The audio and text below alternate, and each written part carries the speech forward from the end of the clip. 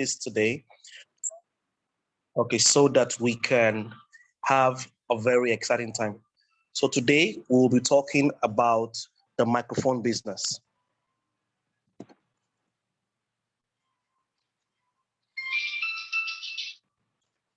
We will talk about the microphone business, and I'll be sharing with you a few things that will help you to become a better speaker, a better speaker.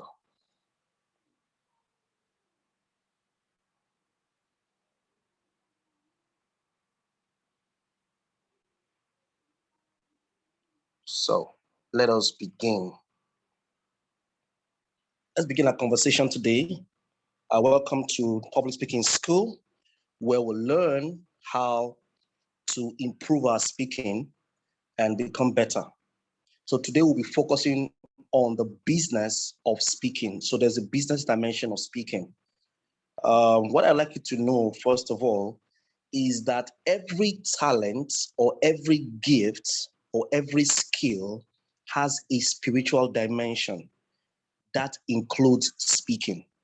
So as a singer, there is a spiritual dimension to singing. As an actor, there is a spiritual dimension to acting. As a writer, there is a spiritual dimension to writing. I believe in God, and I believe that whatever we do on earth that manifests on earth has its source and origin from the other world, from the spiritual world. And so even in public speaking, there is a spiritual dimension. There are certain times you are speaking and then you go off scripts. You become inspired enough to say certain things that you didn't plan to say. And so even as a speaker who believes that you should prepare, you should have your opening, you should have your body, you should have your clothes, you should do prep and all of that. I agree that that is important for you to do. But I must say there are times that you may be inspired to say certain things that were not part of your plan, part of your speech. Pastors who speak on the podium can attest to this, and people who are involved in many kinds of speaking and training, they can tell you there are times when at the spur of the moment, they get inspired to say certain things, and those things are off scripts. We don't, however, encourage this, so that you don't sound, because if you keep depending on being inspired, there are times when you're on stage and you're not inspired. So you can't always be doing that.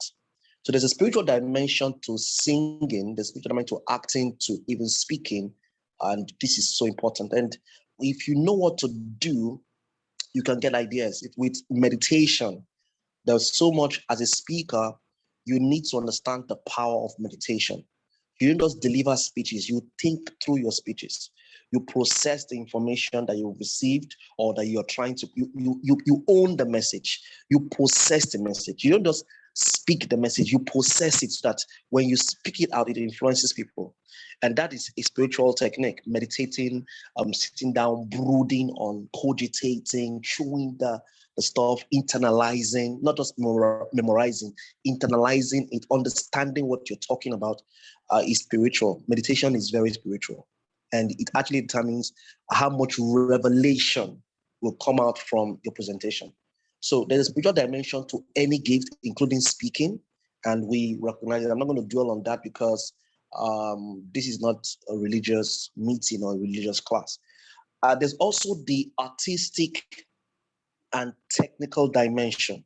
So we've talked about the spiritual dimension. There's also the artistic and technical dimension for every skill, including public speaking. We talk right now about you having understanding the prep formula. Yesterday we discussed about the prep formula. We also discussed about the windshield wiper method. Those are technical dimensions. And very often you need a teacher, like a mentor, a role model, or a coach to help you put the pieces together. And some people say, oh, I've learned public speaking. I'm gifted as a public speaker. I read books. I read some books. I have listened to some tapes and listened to some audio and all of that.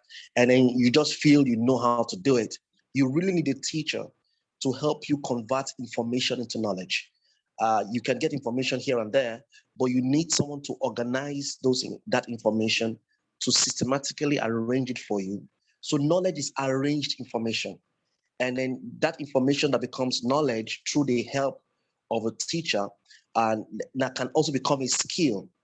So the teacher also helps you develop that thing you now know as a skill by putting you through, giving you assignments. I give you a lot of you assignments to do because I want you to move from that knowledge realm to skill realm. It's a skill that is cutting edge. It's a skill that is what we are going for.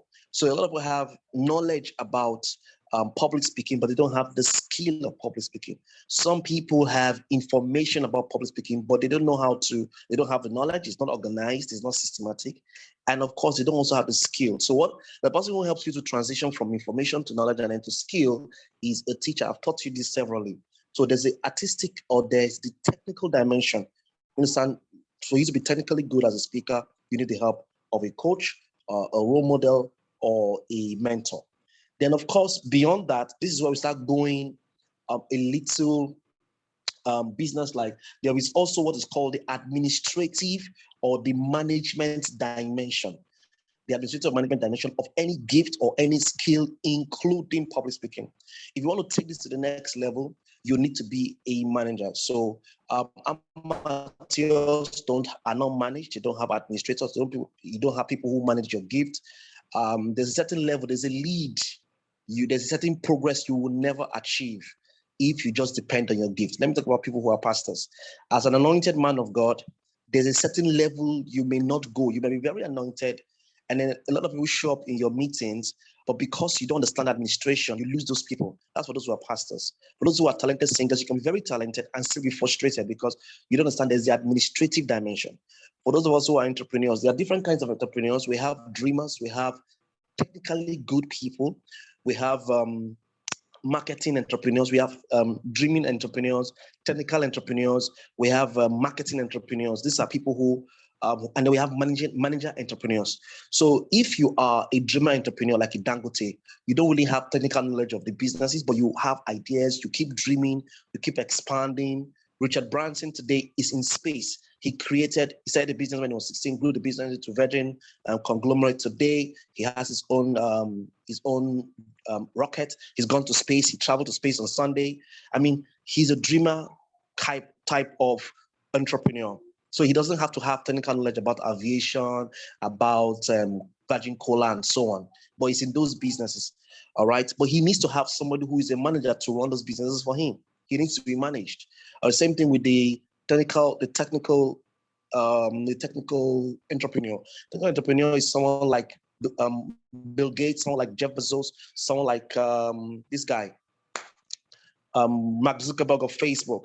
These are technical guys. They are software engineers. They're very good at the technical part, but they understand the management and the administrative part. So most of these guys have CEOs or COOs in their organizations because there's a dimension there that your business will not be able to go to the next level unless there's that administrative part. Then there are people who are marketing entrepreneurs. They are very good in marketing. They may not be technically good, but they are very, very good in marketing. I'll give you an example. Steve Jobs of blessed memory. Steve Jobs, two people started Apple Computer, Steve Wozniak and Steve Jobs. Steve Wozniak is the technical guy, the one who is on the software, who creates all those products you see. Then the man who markets it, who is the face of Apple, was Steve Jobs. So he's a marketing entrepreneur. He gets stuff get done. So, okay, so they still had to employ somebody who's an administrator, a manager. And so we have the fourth kind of entrepreneurs called the managing entrepreneurs. These guys are the ones who can manage things. The challenge with them is that they are very traditional, very pragmatic. They sometimes don't look at the big picture. They may not be technically good, but they are very administrative and they can manage things and grow things little by little. So you need that mix. So if you are a dreamer, you need to have somebody who's probably most likely a manager to grow your gifts, your business, your ministry to the next level. I just have to say that. So for public speaking, you need to, at a certain point, you need to have someone manage you.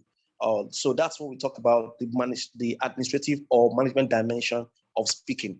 Then, of course, there is a technological dimension of your gifts or a skill or a talent and of public speaking. Now, with the COVID-19, we are now in the post-COVID-19 era, and there's something called the Great Reset. After 2020, the world has said that there's a great reset. Everything starts all over again. In the next 10 years, a lot of revolution would have a lot of the fourth industrial revolution has started already in terms of e-commerce, even the way we do speaking. And that's why this Zoom class is very important. You have to understand using Zoom in your business, understand Facebook Live and all of those digital things we talk about. There's a technical dimension. And the thing about technology is that technology will make a public speaker go global.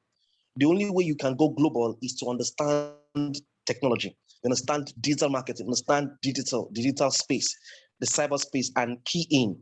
And so your gift can be very good, but if you don't use technology to scale, you will still be limited. All right, your business can be you can have a fantastic product, a fantastic idea, but if you don't know how to use technology, you're not going to scale. You're not going to be global. You'll still be local. If you have a great anointing, if you don't know how to understand the dynamics, the technological dynamics, you're not going to. So there's a dimension in that area that you probably need to study, or whatever it is you're doing. All right, and then we also have what's called, where we're going to today is the business dimension. The business dimension. And when we talk about the business dimension, this is what we're looking at. We're looking at three things, basically, many other things, but basically, when it comes to speaking, and I'm not talking about the art of speaking, because yesterday we discussed the art of speaking. There's also the legal dimension of speaking, the legal dimension where you understand the international global laws of speaking, or what we can also call the protocols of speaking. How do you do it when you are in, you have a function and the government dignitaries are available? What do you do at this point? There's a protocol of speaking. There are public speaking settings. And for those of you who are my students, we know that we have several public speaking settings. We have formal settings, we have informal settings, we have special occasion settings, and then we also have persuasive settings. Formal setting, as the name implies, so government functions, corporate functions. Informal, normal gatherings. Special occasions, you're receiving an award, you're giving a toast, giving a welcome address, both of times. There's a protocol, there's a protocol around these things. So that said, you must also understand when it comes to business, business is how do you market your speaking such that you can even be working wherever you are and then you can actually market yourself. I know someone who has a day job and still a public speaker and is making money from speaking as a side hustle. And I mean, that is even her retirement plan. She has developed herself in a certain area, has made herself so good in a certain area, so that when she leaves the job she's currently doing, she would retire by speaking. She'll be invited. Right now, she's doing a lot of social media, a lot of online trainings for people, and she's making some pay. So when it comes to the business of speaking, the first thing you need to understand is branding. The second thing you need to also understand about speaking as a business is packaging. And the last thing that you need to fully understand is promotions. Now, even if you're not doing speaking, whatever gifting you have, or whatever talent you have, or whatever products you have, a product or a service that you have, any business you have, you can follow this pattern too. You understand the dynamics of branding, you understand packaging, and you understand promotion, and you're good to go. You're very, very good to go. So let's start with branding a little bit. Let's understand what branding. I'm not going to go deep into it. There's an entire body of knowledge. There's a course where I teach on branding, and that's not for public speaking, for those of you who are interested in business, but I'm not going to touch a little on branding, and you see the importance of it. And even if you are an employee and you're working for someone, you can still understand branding and become become an asset to your corporate circle, that they can't afford to lose you because of the influence that you're wielding in your space. So don't say, oh, I'm not a business person, I'm not a professional speaker, so this subject matter is not for me. Don't think like that. This knowledge is so important. And so what is branding? Basically, I'll just go very elementary. Branding is the process of creating customer perception. Now, branding is not packaging, it's not packaging, it's not advertisement, it's not all those things you do. It is the process of creating customer perception. The customer perception is the branding. How people view you as an individual is the branding, not what you're doing. How the end users, the audience view you is the branding. How they view is the branding. And if you understand, I've taught you this before, there's a concept called pre-framing, Preframing. Pre-framing is the way, everything you do to establish your credibility and the way the audience perceive you. The way people perceive you determines how they evaluate you and also determines how they receive your information. And credibility facilitates persuasion. People get persuaded because of the kind of person they're listening to. So branding is the process of creating a credibility that will get people to perceive you in a certain light. So I'm going for an event. George is a public speaker. They already have a consciousness that he's a public speaker. And so the reception is, okay, let's get to learn from him. So working on your brand is very important. Branding is a process of creating customer perception. It's a process of creating customer perception. And that is very, very important. Branding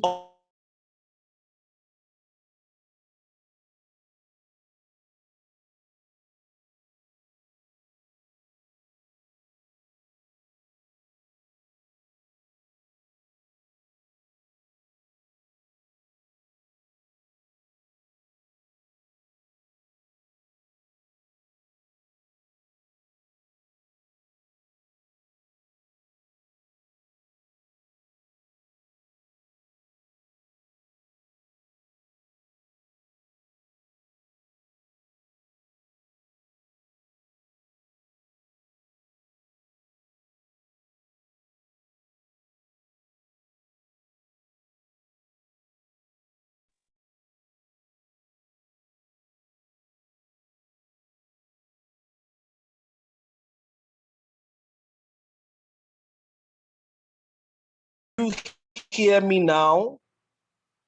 Can you hear me now?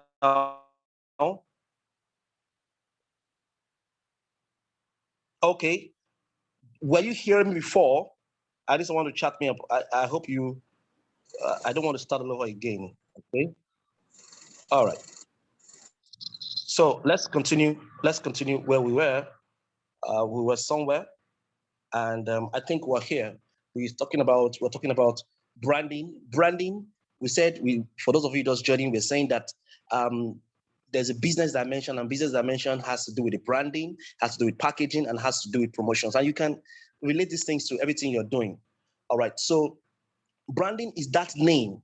Your name has to be sassy. Your name has to be memorable. If your name is too long, shorten it. So you don't have Osinachi, you have Sinach. You don't have Pastor Chris or Yakiloma, you have Pastor Chris. It's deliberate. Shorten it or use a fancy name or use a stage name. You don't have Leslie Brown, you have Les Brown.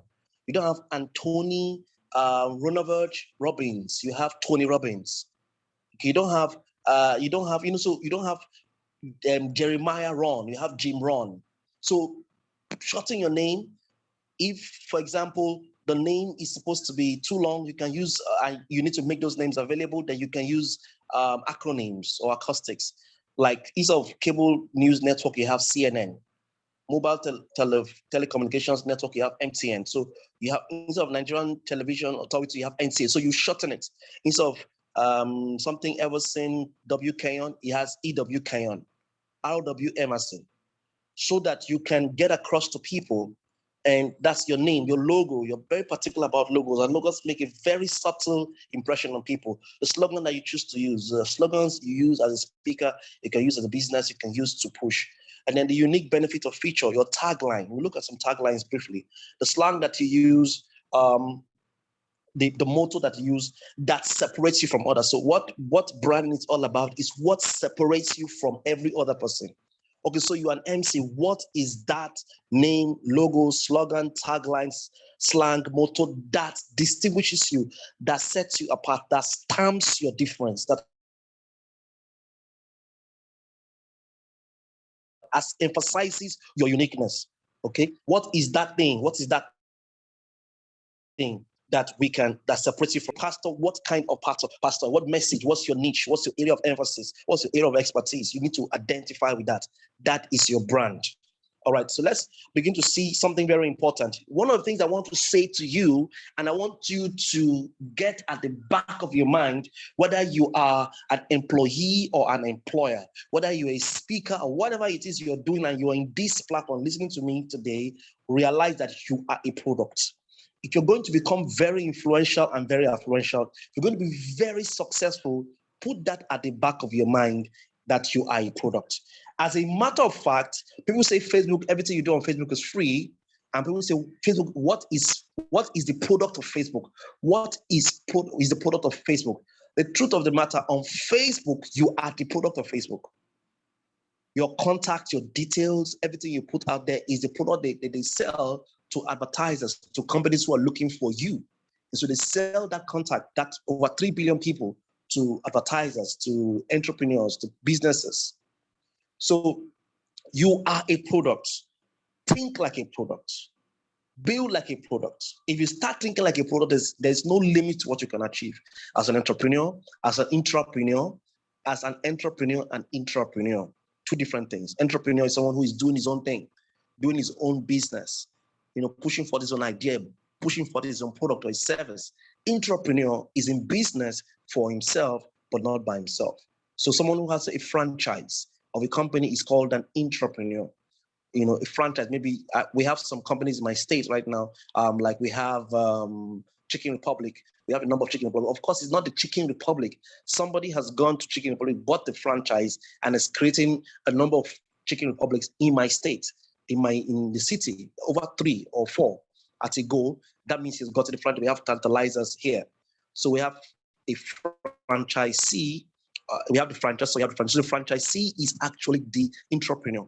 Or maybe you're a major distributor of a company, or Coca-Cola, you're pushing out the brand, or Indomie, or whatever product, you're pushing out the brand of that company, but you are doing the business based on commission. That means that you are an entrepreneur. Or you are into network marketing, you're into multi-level marketing, and then you are pushing for the brand of another company and you're doing the business and earning a commission. That means you're an entrepreneur. So you can move from being an entrepreneur to becoming an entrepreneur. In fact, you're getting a lot of experience and leverage being an entrepreneur before you become an entrepreneur. All right, so business people have distinguished this. So whether you're an entrepreneur or intrapreneur, whoever you are, realize that you are a product. Your talent, see it as a product. Your gifting, see your ideas as a product. Think in terms of product and you'll go very far.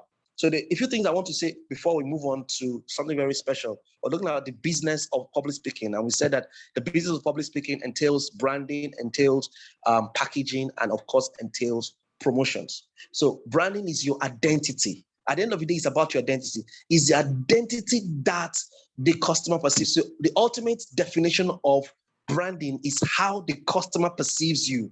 That's the ultimate, how the customer, the audience, the person who's listening to you perceives you. That is your brand. Okay, so this will help you understand. So there are different kinds of identities. We have ideal identity. At the back of your mind, there is a perception you have that you want people to see. There's a way you want people to see you. There's a reputation that you want people to perceive you. It's not necessarily how they perceive you, but you have a goal. This is how I want to be perceived. This is where I want to go to. This is what I want to become. We call it ideal identity. Then when you begin to have understanding and begin to apply principles, tactics, strategies, so that you can become that ideal identity, when you begin to apply, we call it applied identity. So the process of applying principles, strategies, just so that you can become that ideal identity at the back of your head, that is what we call applied identity. Now, the thing is that as you speak at the moment, you are projecting an identity at the very moment. The projected identity may not be your ideal identity, but there is a projected identity. People are seeing you in a particular way at the moment. So your goal is, I want my ideal identity to become what the people see me. And that leads us to the fourth one, called the perceived identity. The perceived identity may be a projected identity, but your goal is that the people's perceived identity of you should be your ideal identity. I don't know if you understand what I'm trying to say. So that people's perception of you as a product, you as a brand, as a speaker, should be how you want them to be. And that's what communication is. That's why they say that branding is a form of non-verbal communication, that people can sense that this is this guy, and what they say you are is what you wanted them to feel that you are. That is called perceived identity. And that's the ultimate goal of branding. That's the ultimate goal of communication, where what your ideal perception of you is what people perceive you are. That is what branding is all about. So that's it. The next thing I want to talk about is packaging, because we said branding, then we'll move on to packaging. Because if you want to move your business or move your speaking career to the next level, you don't just want to brand. Okay, I'm sure you're asking, how do I brand? How do I brand? I'm going to share a few ideas with you shortly as we go on. How do I brand myself? Okay, like I already said, you want to identify with certain colors, you want to identify with certain logos, name, identify with a niche area. Let me just stay there a little bit. You cannot be speaking about everything. Because I'm a motivational speaker, it's good. But as a motivational speaker, what kind of motivational speaker are you? Is it John the Baptist? John the Baptist. You, the what? So they should be able to identify you, Jesus the Christ, John the Baptist, you, the what? So you have to identify your specific area of expertise. So when you think about sales, you think about Tony, you think about Brian Tracy. When you think about peak performance, you think about Tony Robbins. So when you think about finance, you think about Robert Kiyosaki. When you think about leadership, you think about John Maxwell. So they are attached to a particular niche. What a particular niche? That's part of your branding. That's part of the branding that you should start thinking about. So after that, we move on to packaging. You want to start packaging. So what's packaging in this context? Packaging is the clothing, is clothing the brand. When you start, all those things you do, the logos, the flyers, all of those things you do to clothe your brand is what packaging is. Everything that you do, just so that you can give people a perception of what you're doing. And then, of course, promotion is selling the brand. Okay, so if you want to move it to the next level, you've got to promote, you've got to be involved, understand digital marketing, you want to be out there. You don't tell people about, if you're not visible, nobody's going to buy into you, nobody's going to get you to speak at the events. Someone tells me, is asking me, oh, George, I've branded myself, I'm not getting speaking gigs. You've got to deliberately promote and get involved in selling. Get involved in selling yourself. This is very important. So it's very important you understand that there are dimensions of speaking. I've just looked at the business dimension. I hope you got down some notes in that regard. So let me help you understand certain things about speaking. Okay. Before we go on, let me just do some product practicals. This is one of my favorite vehicles. I like Benz. I actually drive a Benz right now, a C-Class Benz. The next vehicle I want to buy, of course, it's an upgraded version of my Benz. And I love Benz. It's a strong car. I drove my car for a number of years, and I just changed the oil in my vehicle. Strong vehicle takes me to wherever I want to go to come back. No hassles. Strong, but beyond that, Benz is associated with prestige. Okay, so let me just show you a few things. When you see the logo, when you see the brand, of course, they are associated with a black color. Black and silver is their brand. Their color, they define with that color, silver and brand and black. So most Benz cars are black, and you like the black and you see the silver, and look at their tagline, the best or nothing. No one says that you're either driving a Benz, or they have Benz and other vehicles. All right, so that's Benz. You can also see that with, there's also another time they evolved. They moved their tagline to more than a badge. Okay, that's also very important. Then there's another vehicle that I love so much, and that's the vehicle there. That vehicle is called the BMW. The BMW, you see the slogan, the ultimate driving machine. It's a German vehicle, and that's their slogan, that's their tagline. You like what you have going for you there.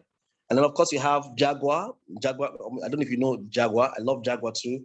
We call it the art of their tagline is the art of performance. So they are associated with an animal, and it's part of their branding. All right, then we also have Toyota. That's a very, very common vehicle among a lot of people. Look at what their tagline. In fact, their tagline and their brand has changed over time.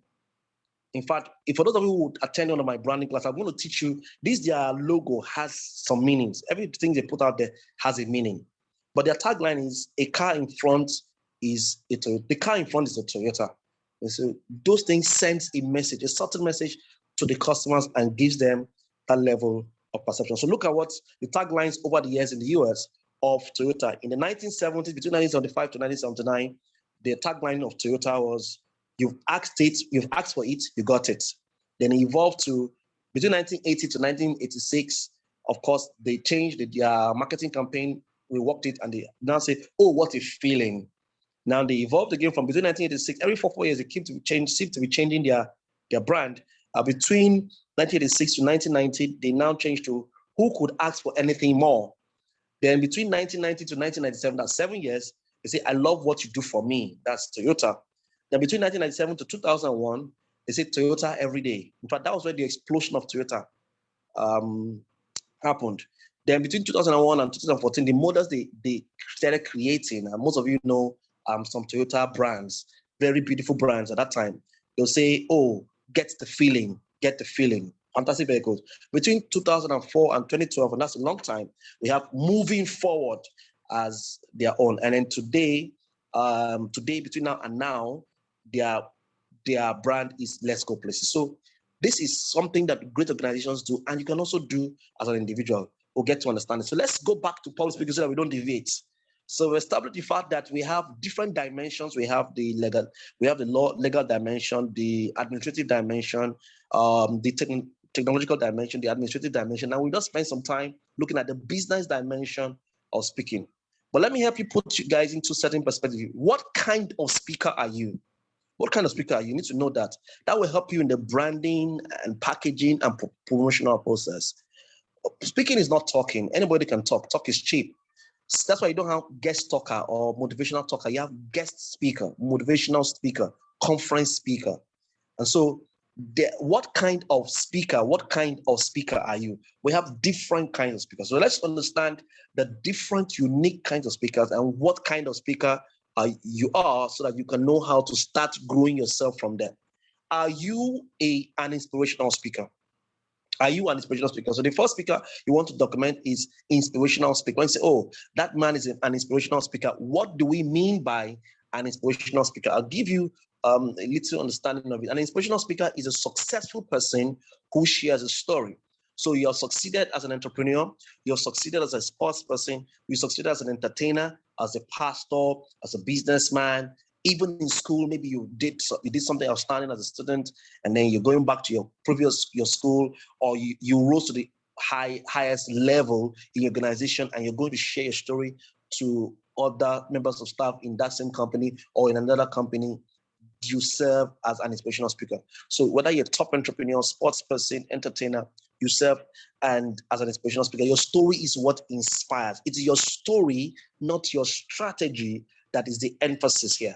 It's your story, not your strategy. And very often, as an inspirational speaker, you don't go for a speaking fee. You often will get an honorarium if it's available. So you're doing that talk around schools and so on. This guy, I don't know if you know this guy, but his name is Chinedu Echeru. Chinedu Echeru, very silent guy, technical entrepreneur. He built an app that Apple bought for $1 billion. I think it's hotspots.com. Hotspots is the app that in 2016, Apple bought the app for $1 billion. And people are doing crazy things. And so today, what Chinedu Echeru is doing a lot of TEDx, giving talks here and there around globes. And all of these great guys, from the founders of Google, Larry Page and Sergey Brin, the founder of Facebook, they have meetings, they go for the Twitter founders. All of them they serve as inspirational speakers. They don't follow the prep formula. They don't have a structure in their speeches, So they just do it, they just tell their stories. It's their story, not necessarily their strategy, that is the emphasis. All right, of course, even in Nigeria, I've seen Aliko Dangote do some sessions, Otedola, Michael Denuga, Innocent Chukwuma, Cosmos Maduka. The guy in the right there is Cosmos Maduka. He's the founder of Costaris Group, the sole distributor of BMW.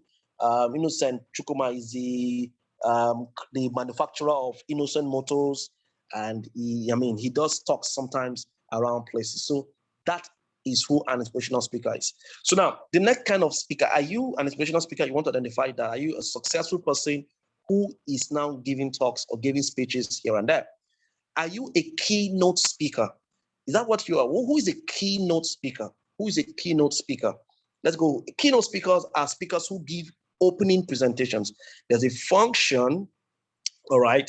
And then you are the keynote speaker. Maybe you're the chairman of the occasion, or you are the guest speaker who is supposed to literally talk about the theme of that event or that conference or that summit or that symposium or that seminar. You're the main person who you either are or the governor of the wedding who will make an introductory speech. So that's keynotes. Keynote speakers are people who give opening presentations. It could be a special speech by the chairman of the occasion or an invited guest. There are occasions where motivational speakers have been known to give keynotes. Their focus will be on the theme of that presentation. And of course, these guys are also some kind of speakers. They are platform personalities. stand-up comedians speak. And I tell people, I say, if you want to master speaking, understand the dynamics of speaking, watch comedians. Comedians understand how to open and how to close. They know how to open their presentation and how to close, how be short. They also know how to transition. They know how to tell good stories. They know how to use their body language to make people laugh. They know how to use anchor words. If you can study a comedian and see how he does his thing, how he gets people to laugh. It's actually very difficult because you see, just as the comedians get people to laugh, the speaker should get people to think. So if you look at them, you can export some of the ideas that they use, to do your own thing. So don't say, oh, comedians are not speakers. They are fantastic speakers. And if you're laughing at their joke, it means that, man, they're doing a great job. So this guy is someone that I respect so much. He's been in the industry for a long time. He's evolved. Of course, Basket Mouth is one of my favorite comedians. So stand-up comedians usually give between 10 to 20 minutes jokes to audiences. They crack jokes. And now there is something called a humorist. That is, you are a speaker, an inspirational speaker, but you like to add humor in your stuff. That's different for another day. I'll tell you about them. But there's this perception that if you are an MC, an MC, that you need to be a comedian. No, it doesn't work that way. So it doesn't always work that way. So a comedian doesn't have to be an MC, could be an MC, but an MC doesn't necessarily have to be a comedian. The MC doesn't have to be a comedian. The focus of the MC is to make sure that the meeting is organized, and we'll look at that shortly. That leads us to who the MC is. The MC, this guy is a fantastic MC. IK Osaka Diaro I've forgotten his surname. His surname is usually very tongue twisting, but the fantastic guy I'm surprised why he's not using a shorter name for it. I'm having issues trying to call that name. But he's gotten gigs. He was the host of Big Brother Africa. He's also the host of Nigerian Idol. He's in my church, House on Rock, a fantastic guy, great MC. So he has his own style. And of course, my guy, any day, anytime, Ebuka Obi Ochendo. He's found a way to make his tongue-twisting name sell. But guess what? When they are calling his name, they just call him Ebuka. They don't bother about his surname. Ebuka is what he's selling out there. And he's also falling into that category of the MC. Ebuka is the talk show host of Robbie Minds on Channels Television. You watch him 3 p.m. They talk about topical issues relating to youth, and is also the host of Big Brother Ninja. So that's the MC. Is that the path you want to follow? You want MC where even as a corporate, even in MC, you have corporate MCs. People who are corporate MCs. We have wedding MCs. People who are wedding MCs. We have seminar MCs. We have, what kind of MC do I want to do? We have MCs, we have political MCs, we have certain functions that we have oil and gas MCs that this industry cannot have any kind of MC shop. The person must have some background knowledge in that area and have some connects. So determine this guy is an entertainment MC, even though he's a barrister. So you want to know what kind of MC do you want to? There are even MCs in the corporate circle, in the civil service, who hosts and compare the civil service or their organization's events. They do that. That's their own area. All right. So an MC's job is to coordinate events and to help the attendees have a warm yet exciting time. So we also have there's a new industry of speaking MC industry that has evolved over time. If you have been following now most corporate events, maybe they're having their convention of the end of the year meeting. They would have the corporate MC out there, maybe an award ceremony. Then they have this red carpet. Most events, most functions have red carpets, and usually they have a red carpet MC. So there are people who are carving a niche for themselves. Hollywood is awash with those kind of things, and in Nigeria it has been embraced. Even churches now will have the MC in the event and also have a red carpet MC. So what red carpet MCs do? He's an example of a red carpet MC. Derelay doesn't do a lot of normal MCing or comparing. He does red carpet MC. So who is a red carpet MC? A red carpet MC's job is to interview celebrities and attendees at the entrance of an event before they get into that event, usually in front of cameras. So they get to know, oh, how are you doing? What are your expectations of this meeting? What dress are you wearing? And all of that. And sometimes they even do it in such a way that at the end of the event, you can actually come again and talk about it. Or if you are a speaker, you're done with your presentation and you're about to leave, before you leave, there's also you come back again and talk about the experience, how the audience embraced you. So people have carved a niche of that red carpet emceeing, and it's a massive industry. You can make money, women, guys, young people. You can create an industry, an area for yourself in that regard. So we have what's called a talk show host. These are different kinds of speakers. You want to know what kind of speaker are you? The queen of talk is the person I have to talk about. She is a typical example of a talk show host, Oprah Winfrey. Now, she may not stand up and speak for long at an event.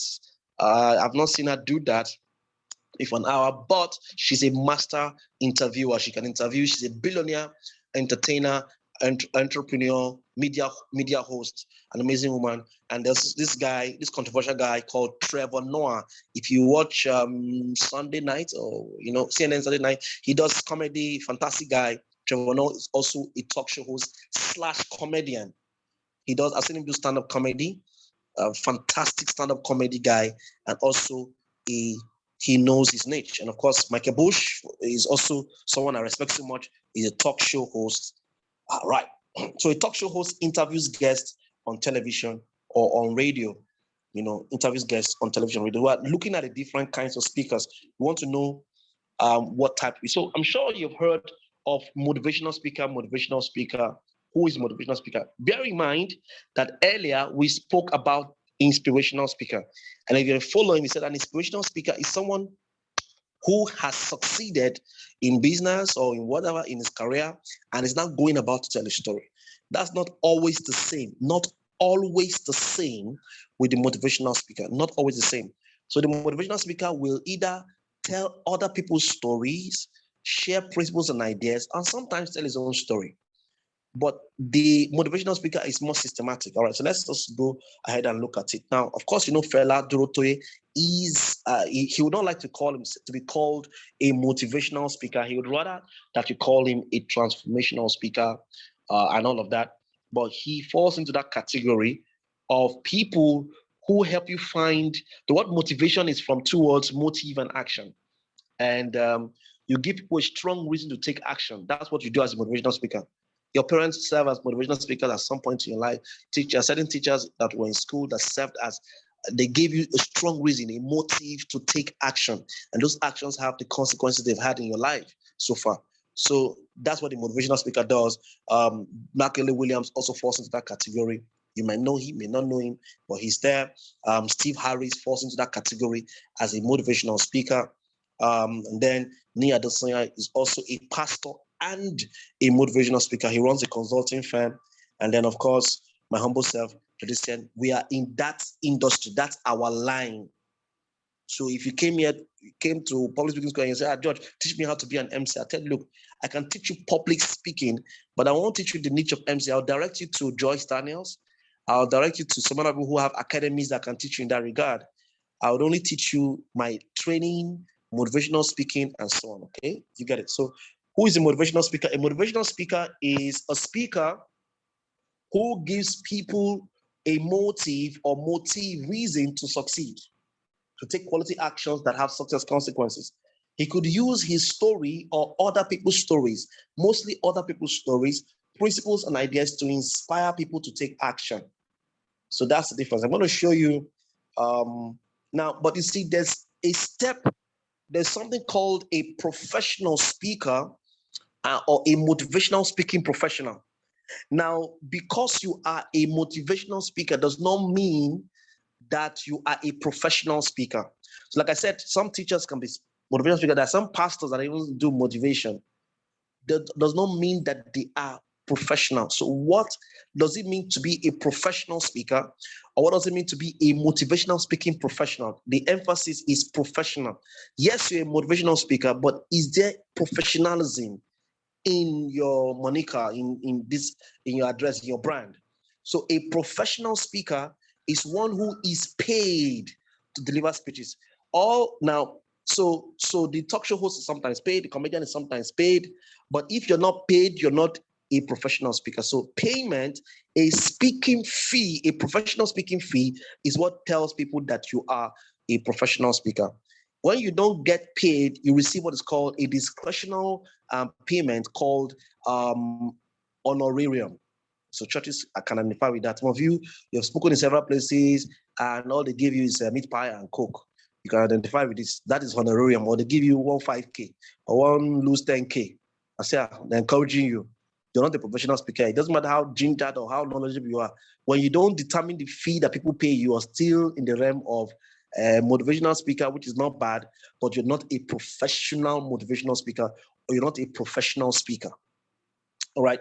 So also the next thing must understand is that a professional speaker is one who is recognized by a professional speaking body.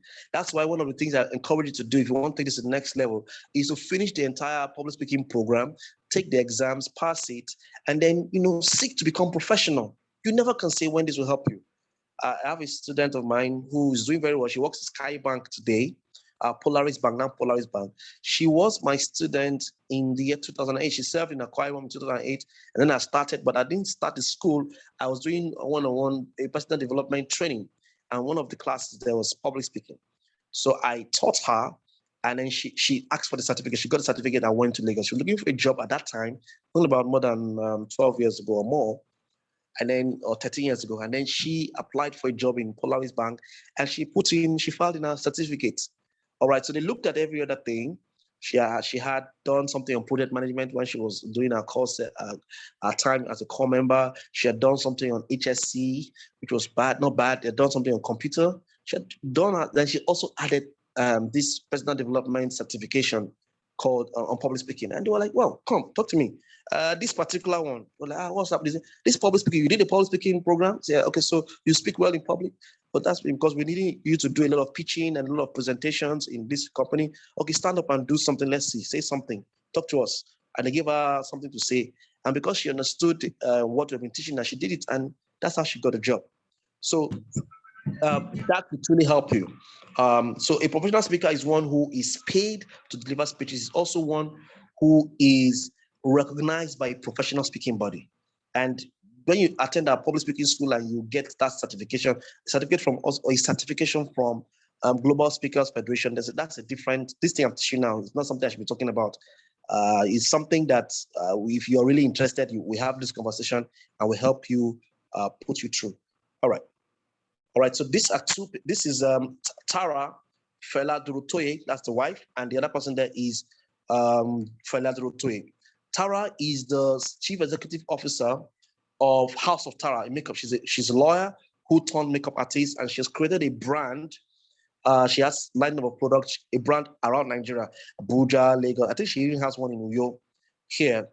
So, but one of the things you notice, you see her in African Voices on CNN. You see her at conferences giving speeches. So where does she fall into? Is she a motivational speaker or a professional speaker or an inspirational speaker?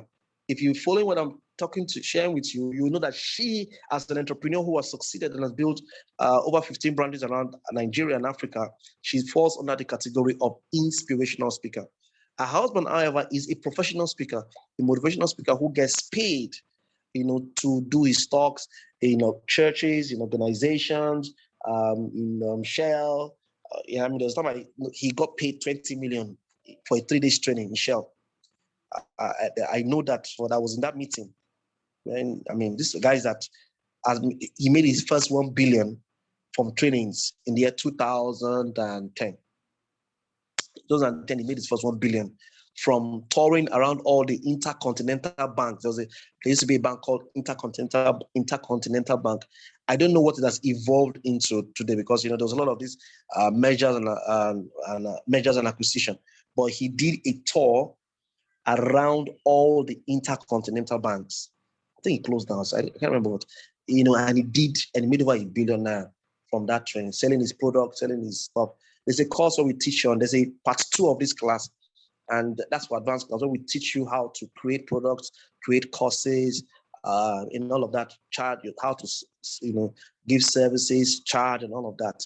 So, so Tara Dorotoye is an inspirational speaker, and Fela Dorotoye serves as an inspirational speaker. So I'm sure you very often hear the words facilitator. Facilitator. What does it mean? So basically, a facilitator doesn't necessarily teach throughout his sessions. All right. What he does is that he uses games, icebreakers, and ideas from participants to teach his lessons. So we discover the lesson from the games that we play. I have had cause to attend a facilitation meeting where we spent 5 hours. I've also done trainings. I did trainings for DHL. I've done trainings for MTN, Fidelity Bank, and I don't just do presentation in those meetings because they're paying me ₦1 million. They're paying me 500K. They're paying me 1.5 million for training or 2 million, and I'm not going to be talking from the beginning to the end. I have to create a lot of. That's why there's a teaching called facilitation methodology, where you put them through a lineup of activities that will help them. And there was time this year we did training for fence oil, and I had to do some level of facilitation. So there is a knowledge there. That is, you can also learn how to be a facilitator. That's another area. And I think that in the advanced class of this training, we have a course called facilitation methodology, where we teach you icebreakers, we teach you, I think the math piece, we teach you some things, multi-voting, groupthink, all that stuff. You get to know about it when you do that. Then we have what's called, I think it's the last one, after dinner speaker. After dinner speaker, I've spoken what that is. These are guys who, while there's dinner going on, they say a few things, that's it. So you can take your speaking to the next level. I don't know who you are listening to this. This is a part 1 of this class. You can take your speaking to the next level. And I'm just going to share with you a few things you can start doing, and you move your speaking to another level. What can and should you do? At first things first, the stock in trade is your speaking. You've got to polish your public speaking skills. At the end of the day, it's about how you're able to deliver your message.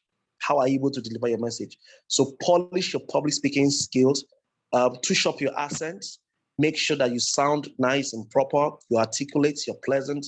You understand, go through the entire course.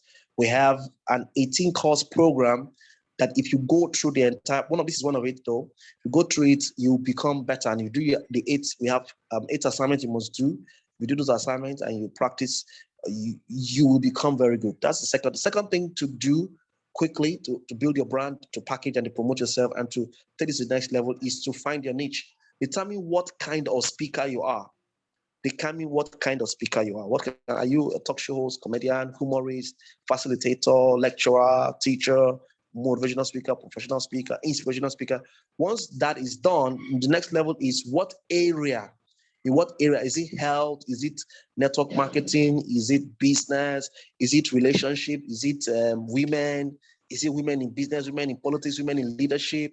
Is it teenage training? Is it corporate leadership? Is it startups? Is it enterprise? The thing is, you got to identify that area. And then beyond that is a course where we teach how to identify sub niches in a niche, how to identify a sub niche in a niche, and how to identify market leaders in that particular area. Because as we identify the market leader in that area, in that niche, and then look for what you can do to be different from him. All right. So find your niche. That's a course on it. That's where we teach you stuff. All right. The next thing is you can also get registered with a professional speaking body. All right, organization. You can get trained and get registered. There are a number of them. We have what's called National Speakers Association in America. It's amazing. Global Federation Speakers. There are many of them. And if you don't want to attend, participate in one, I'm telling you, you can look up for them and get registered in them.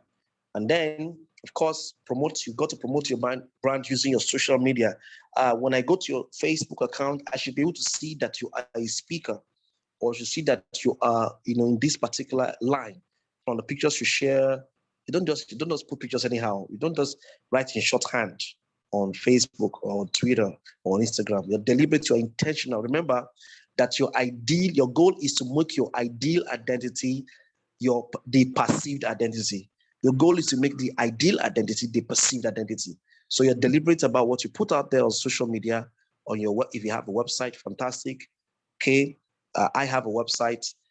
I have a website. I do a lot of stuff. You can also use traditional media. When I started off as a speaker, I was a guest artist on radio and on television for a number of years. I did television for 9 years, and it also helped spread my name and get people to perceive me in a certain light, and it gave me jobs.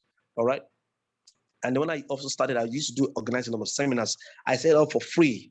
Free, come, get to, because before people start paying you, they have to know that you can deliver. So you do a lot of free talks. At the beginning of your career as a speaker, you do a lot of free talks, go to schools, go to churches, places that they would like to listen to you, give out free advice, free gist, free talk, show that you're good. Very soon someone will say, oh, that thing you did, can you do it in my meeting, in my association, in my organization? How much will you charge? And that's how you start getting paid. That's how you move from a traditional speaker to becoming a professional speaker. Then another powerful way to get into the consciousness of people is to write a book. Publish a book. An author is usually considered as an authority. In fact, the word authority is from the word author. The source is considered as an authority.